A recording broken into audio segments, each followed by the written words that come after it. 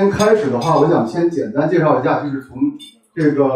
从事这个矿业，包括黄金行业，特别是黄金行业这么多年，我们现在来看看，就是目前来说，为什么我们现在还是对黄金非常感兴趣？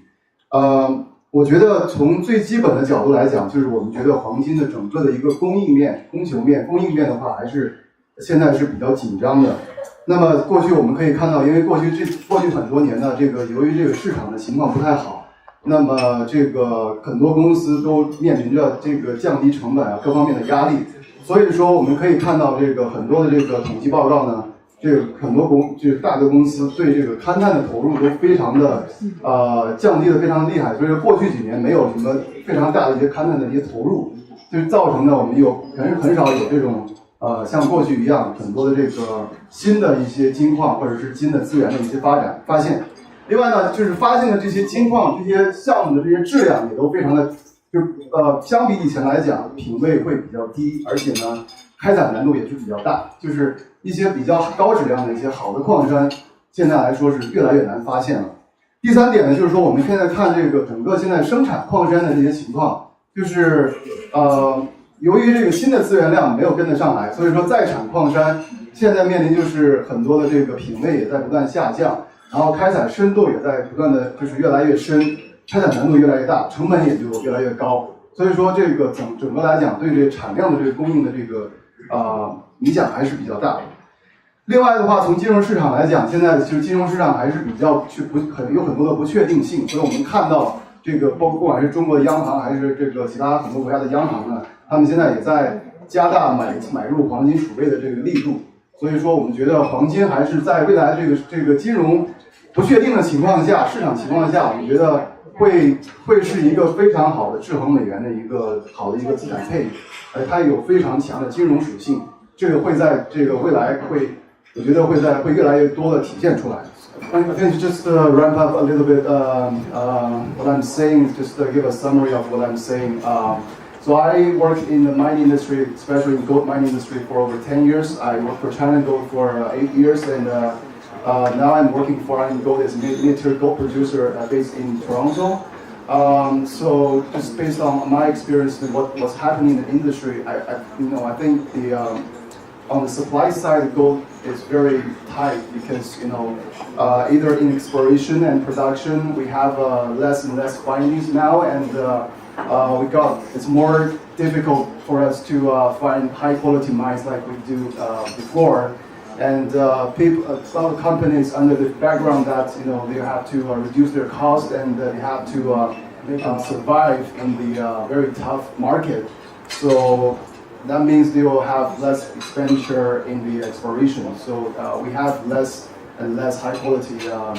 gold findings right now. I think the financial market is not in favor of it's not in favor of more spending now, and also I think in the unstable financial market, I think more countries are they are seeing that the advantage of having more gold reserve instead of US dollar. So that's what we are observing right now, and we think we have a very positive outlook of gold. So now, without further ado, I introduce Ryan, who's the Business Development Director of Margaux, and he will take us through what's the exciting opportunity of Margaux. Shares outstanding 75 million. We're trading around 6.5 cents, and we got a market cap of about 4 million. 所以我们现在呢，就是一共拥有2个黄金的资产，都是在加拿大的这个 BC 省的，一个在 BC 省的南部，一个在 BC 省的北部，2个金矿。那么现在呢，我待会儿后面会有一个图片会详细的介绍我们现在这2个项目的位置。那么整个的市场现在这个股票的情况呢，就是我们现在有接近7500万的流通股，那么现在的股价呢大概是6分5总的市值呢只有400多万。And Vincent touched on the market conditions that we're seeing out there. And just to give you an idea, 24 months ago we were trading at over 30 cents. We had a market cap of over 20 million. So it just goes to show what's happening out in the marketplace. And now that things are starting to shake up, we feel that we're a pretty good buy. And with the deal that we just did that Vincent touched on with our taking in Cassiar, we feel that we've added a lot of value to the company.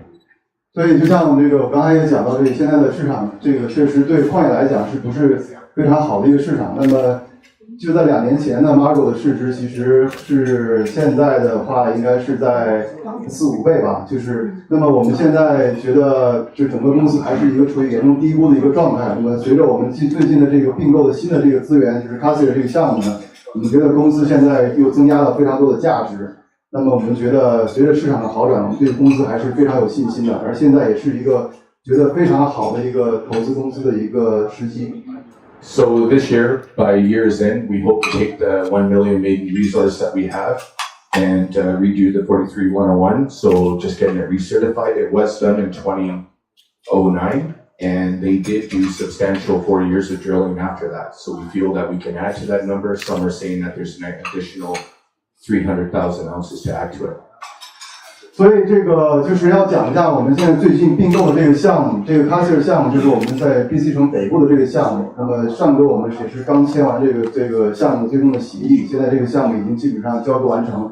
那么这个项目呢，就是我们需要现在今年来做的工作呢，就是把它过去已经有的100万盎司黄金的资源量进一步的去怎么说呢？更新一下，就是这个资源量已经在那儿，那么是在09年做的。那么加拿大过去呢有一个这个在11年之后有一个新的法律，就是说11年之前的所有的资源量需要你去可能就是需要打几个钻，然后他需要去看一下你这个数字的这个是不是吻合，仅仅是去核实一下。那么我们今年就会做这个工作，去把这个我们已经有的这个资源量在年底我们就会正式的公布出来。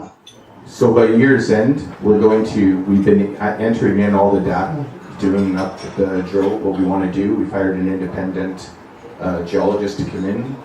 He's identified 2 holes that he wants to see drilled, and if everything matches out along with the samples, then we hope to release that news in October, and we'll actually have over 1 million 43-101 resource under our belt of gold. 所以我们觉得这个根据我们掌握的这些所有这个我们已经得到的这些数据，我们觉得就是100万盎司其实也是比较保守的。我们觉得这个整个数据的话，将来还有可能有更多的这个增加的这个潜力。那么我们会今年我们聘请了第三方的这个地质师帮我们做这些工作，我们已经把所有可能我们需要去打算的这些地点，这些包括我们样品所取样的这些地方呢，我们都已经看明清楚。我们现在一直在做准备工作，一旦今年事情出手，我们会马上开展这些我们今年所做的这些事情。Like many juniors, we run a really tight G&A, so it's a small team. Started the team on the advisory board. We have Steve Letwin, who's the president and CEO of IAMGold, which runs over $2 billion US market cap. 我们在这整个这个初级公司里面呢，我们也是说会控制我们的成本，我们整个的公司的这些管理费用是非常低的。那么我们可以看到，我们现在的团队也是非常精干。那么首先介绍的是我们这个主要的顾问委员会，这个 Stephen Letwin 呢，他是这个就是我所在的公司的老板，他是 IAMGold 的这个公司的这个总裁和首席执行官。我们公司呢现在是20-30亿美金的这么一个市值。他之前也是有非常资深的在游戏行业，包括在矿业行业的一个工作经验。So I started working with Steve 8 years ago. So we had the top of the gold market and then the big dive, and now we feel it's starting to climb back up. But we were at IAMGold last year. We were the best performing stock on the TSX for 3 years running. 所以这个在 Steve 加入 IAMGold 现在已经是快8年，那么 Ryan 我们也都认识很久。那么经历了黄金行业整个一个从非常好的一个这个时间，然后经历了一个周期。那么现在可能是一个我们觉得是一个非常好的一个投资的一个时机。Steve's participated in every single raise that this company has done, and he's about a 13% shareholder. Steve 本人呢，他是这个公司的一个大股东。那么他包括他的家族呢，在这个公司呢，他已经前后累计投入的，现在占股的应该是在30%左右。Chairman of the board would be his brother Jim, who runs an advertising agency, Jan Kelly, very, very successful entrepreneur. and he's brought a lot of great ideas to the board and great leadership as a chairman, and still teaches an MBA program at the university. 那么 James Ledwin 呢是 Steve 的亲弟弟，那么他是这个公司的董事长，那么他自己也是一个非常成功的一个企业家，他自己这个有一个非常好的一个公司，那么他做的一直在，而且他是给我们这个公司整个带来了非常多的一些发展的一些建议和一些创新的一些思想。那么他自己呢现在也是在大学的这个 MBA 去做这个项目的这个教师。We were able to bring Chris Stewart on board. He's been a dear friend to us. Presently, he's working as COO of Mining for Rob McEwen. A lot of area expertise. Just been a great addition to the board, and great to have him on. 还有董事会，我们现在一位董事呢是一个非常资深的在矿业行业的一个非常资深的一个专家 Chris Stewart， 他现在是这个是HKMining 的一个首席运营官。那么他这个公司呢也是有8亿的这个加币的市值，他之前也是有非常丰富的在创业公司工作的高管的经验。Tyler's the CEO, been really good for the company, a lot of experience. He is a chartered accountant, been really tight with the coin, and he really watches the dollar. It's great to have him on board. Tyler 我们的这个 Margaux 的 CEO 也是他是这个财务会计背景，那么他也是在这个有非常成功的一些商业的经验，过去有自己有很多的这个也是一个非常成功的企业家。When we started looking at different properties and we picked up Sheep Creek, we met Linda when we were looking for a senior VP for exploration, and Linda approached us, and at the time she was working for Kinross, which has a mine just across the border from Sheep Creek, and she was very interested in the company. She liked the team, and she wanted to join us, and we took her on 3 years ago and haven't looked back since then. 我们这个负责勘探的项目地质勘探的副总裁 Linda 是之前在 Kinross 公司工作，那么她之前所在的这个项目呢，离我们在 BC 省南部的这个项目非常离得很近。那么他也是带来了30年以上的这个地质勘探的经验。他知道这个我们项目在这个当地之后呢，他就是也是主动接触到我们公司，接触到我们团队，因为他本身对这个项目有非常的了解，他相信这个项目是非常有潜力的，所以说他从这个 Kinross 然后就到我们公司来，然后去帮助我们做这个整个的项目的一个勘探的一个指导工作。So we have the 2 assets I talked about earlier. We have the Cassiar and the Sheep Creek. So one's located in southern BC, and then the one is in northern BC, being Cassiar. 这就是刚才 Both have been past producers, and we feel that there's still a lot more there. 这就是我们在刚才提到的2个项目，这个 Cassiar 是这个项目的北边，然后 Sheep Creek 项目的南边，是 BC 省的南边。那么这2个项目呢，就是我们现在目前拥有的2个黄金的项目。那我们觉得这2个项目现在都是处在一个非常有潜力的一个阶段。So it's a great location to be in BC, and it's all located around producers, and you'll know it's right in the center of us would be Barkerville, which is the latest narrow vein company to come on board. 这个我们可以看到 Cassiar 和那个 Sheep Creek 它是在一个沉矿带上，那么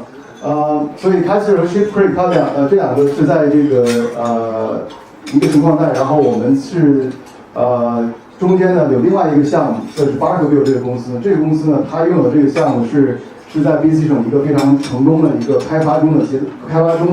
一个项目现在的市值也是在2、3亿美金以上。那么 Cassiar 和 Sheep Creek 呢，他们是跟这个 Barkerville 是在同一个沉矿带上而且只是说现在可能处于的这个勘探阶段稍微早期一点。我们相信他们都是有非常类似的一个沉矿的一个类型，我们会继续的去按照这个之前的经验去做工作。So this just shows what we acquired and what we have today and where we're moving forward. And this is available by email, and we can give you a copy when you leave. Again, we're just trying to keep with the time constraints.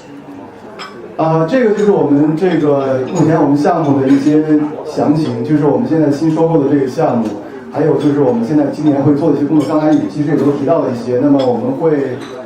因为节省时间的话，我们会后如果感兴趣，我们会把这些数据的话，我们可以再通过邮件或者是私下，我们会跟你再做详细的交流。Just gives you greater detail on the She Creek opportunity and the drill results that we had from the last couple of years when we drilled there. So we've got a nice low grade opportunity and then some nice high grade on the other side. And you can see that we hit pretty good in some sections. And this is early stage, so it does need a lot more drilling. 那么这个就是我们之前的这个宾夕省南部的这个 She Creek 这个项目，是我们之前做的一些打的一些钻孔的一些数据。可以看到这个项目呢，也是跟这个卡希尔一样，它是既有低品位的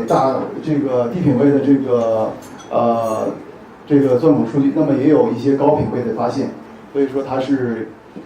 做了一些很少的工作，但是取得了非常好的成效。Just basically on this one is just telling you what we acquired with the Taurus with the Cassiar, and it just breaks it down with a few more highlights. 这个是另外就是这个相对阶段就是比较程度高一些的这个卡希尔项目，就是我们刚说过这个项目，那么它是分两个矿区，一个 Taurus， 一个 Table Mountain， 也是一个大量就是低品位资源量比较大的一个项目，另外呢是一个高品位的一个项目，那么它两个项目是一个非常互相一个补充非常好的一个组合。So it outlines our focus in 2019, like I told you. So you're looking at our drilling costs. We're looking at another $300,000 to drill up just to twin the holes to bring in that report. We're not going deeper than 200 meters, and then we'll be able to update the 1 million resource. The other really neat thing about that property is they did another 30 million of drilling after 2009 to 2013, and we feel that we could still add some tonnage onto that as we do the reprint on that. 那么今年我们要做的工作，我们已经就是要去把这个100万盎司的这个资源量去把它更新一下。那么这个我们做出来的预算大概就是只需要30万加币左右就可以把之前的这个工作给完成。那么我们把这个所有的区段已经选择好，因为这个2013年之前呢，其实这个项目呢已经花了大量的这个工作，而且投入了很多的资金，大概在3000万加币以上去做勘探。所以说这些勘探的数据呢，就已经我们在通过整理呢，我们觉得不单单是这个已有的资源量，我们还可以通过整理这些数据，通过我们自己的这些进一步的工作，可以再进一步的提升我们现在的这些资源量，所以我们非常有信心。Just gives you a better table on the million ounce and just where we're getting at the different tonnage, and it just gives you a better size map of the Taurus. 对，这个就是我们之前拿到的数据，它是这个整个是一个历史的一个资源量的情况和品位。Same thing, just on your past production and historic resource estimates. 这个项目，它这个项目过去其实在历史上是一个生产矿山，它是已经在历史上已经生产过35万盎司的黄金，这个跟我们另外一个项目也是一样，都是过去历史生产矿山。Again, back to what we're going to do is commercially, and I think we've touched on all these points. 这个刚才其实已经讲到了，其实最重要的就是说，我们今年是需要去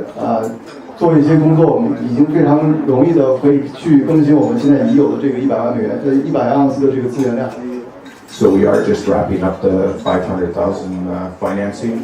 and 450 of that is taken right now by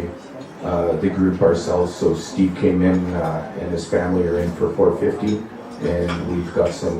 others that are looking, and we still have a little bit open in the next few days. Followed by that, we'll be doing the 2.5 million for the 2019 exploration program. 我们现在呢，就是我们现在这个接近因为要完成我们现在这个收购这个项目的一些交易，那么我们现在这一轮呢，我们已经接近尾声，这一轮的融资是50万加币，其实现在已经大部分已经完成了，那么可能还有一少部分的这个还可以开放。那么我们完成这一阶段之后，我们下一阶段就是在我们这个应该在夏天之前，我们会做第二轮的融资，去为我们将来的勘探去完成我们就是计划中的一些下一步的一些勘探工作。下一轮的话应该是在250万美金，250万加币左右。And at the same time that those things are going that we laid out, we are looking at redoing the tailings. So there is an existing tailings pond on site, and we're looking at reprocessing it. It does have a 0.02 gram in it, and we have a company that's interested in doing it, and we would just get the uplift on the sale of the gold. 然后这个项目呢，现在其实也是有一个非常可以就是近期为我们带来一些现金流的一个项目，就是它的尾矿项目。这个项目已经其实经过了我们另外一家公司的评估，他们非常感兴趣帮我们来开发这个项目，他们会投入所有的前期的开支。那么这个项目其实因为是过去历史的这个高品位的这个尾矿，那么它现在里面的品位也有1.2克吨。所以这个项目呢，我们现在正在跟这个公司在深入的去洽谈，那么我们会很快的完成这个项目的一些评估，我们会这个项目应该会为我们公司带来一些更短期的，包括我们的一些新的一些收入和这个利润来源。And that is again no cost to the company.